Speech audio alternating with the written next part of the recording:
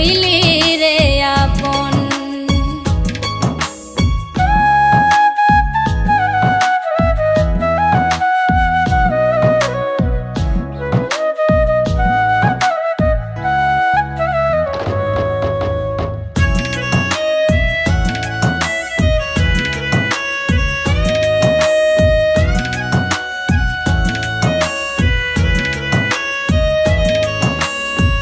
জানতাম যদি বন্ধু রে তুই যাইবি রে ছাড়িয়া, যাইতে চাইলেও রাখতাম তোরে দুই পায়ে বান্ধিয়া।